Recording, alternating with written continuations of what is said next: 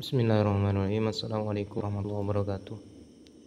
Alhamdulillahirrabbilalamin. Wassalatu wassalamu ala asrofil anbiya wal mursalin Sayyidina Muhammadin wa ala alihi wa sahbihi ajma'in. Qala subhanaka la ilma lana illa ma 'allamtana innaka antal alimul hakim.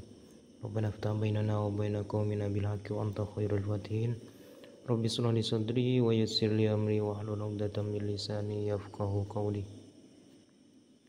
Qala al-musannifu rahimahullahu ta'ala wa nafa'ana bi ulumihi fid dharain amin. Bismillahirrahmanirrahim. Babul kalam tining panika bab kalam. Al-kalamu huwal lafdul murakkabul mufidu bil wad'i.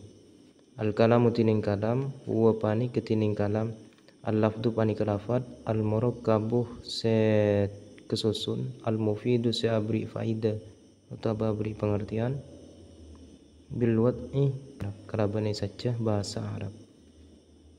Artinya kalam ialah lafaz yang tersusun yang memberi pemahaman atau pengertian dan disengaja dengan bahasa Arab.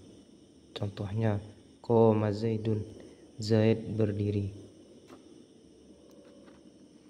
Saya akan jelaskan satu persatu.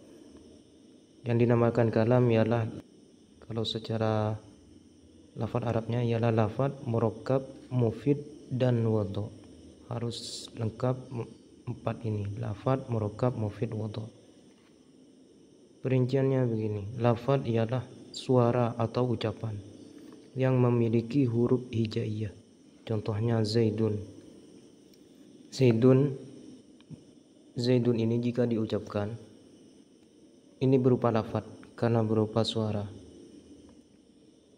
Beda halnya dengan tulisan. Tulisan jika hanya tulisan Zaidun tidak diucapkan, ini bukan lafaz. Murakkab ialah tersusun dari dua kalimat atau lebih. Contohnya qoma Zaidun. Sedangkan Zaidun ini di atas, yang tadi di atas Zaidun ini tidak tersusun karena satu kalimat.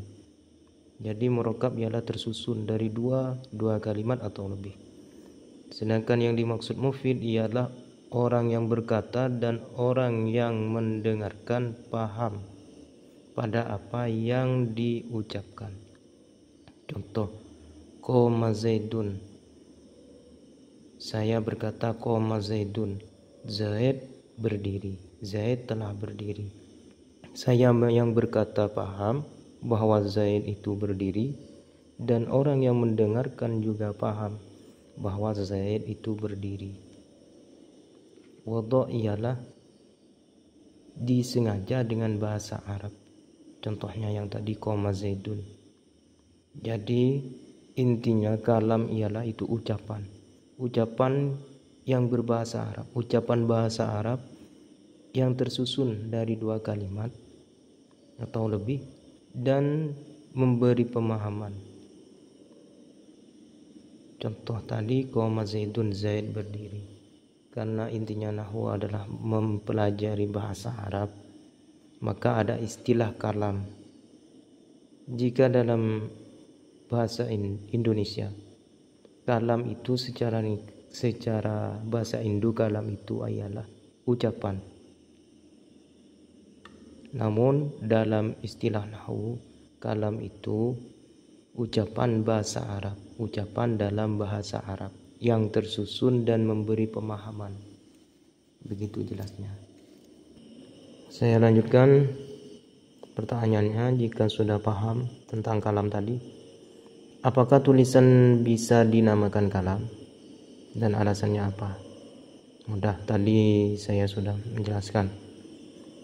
Tulisan tidak bisa dinamakan kalam walaupun itu tersusun, tulisan kitab, tulisan apa saja, walaupun berbahasa Arab, itu tidak bisa dinamakan kalam karena bukan suara dan karena bukan suara. Sama sepertinya ada juga suara tapi tidak memiliki huruf hijaiyah. Contohnya apa? Suara gendang. Suara gendang itu meskipun memiliki suara tapi tidak memiliki huruf hijaiyah jika ditulis. maka itu tidak bisa dinamakan kalam. Pertanyaan kedua, Baitu Zaidin, rumah Zaid, apakah bisa dinamakan kalam? Jawabannya tidak, karena ucapan ini walaupun tersusun, dua kalimat walaupun tersusun, ini tidak memberi pemahaman pada orang yang berkata ataupun orang yang mendengarkan. Rumah Zaid, bagaimana rumah Zaid? Andaikan diteruskan Baitu Zaidin jamilun, rumah Zaid indah, maka kalimat tersebut bisa dinamakan kalam. Kalau cuma Baitu Zaidin, rumah Zaid, itu tidak bisa dinamakan kalam karena tidak memberi pemahaman. Pertanyaan ketiga, orang yang tidur berkata qoma Zaidun, Zaid berdiri, apakah bisa dinamakan kalam?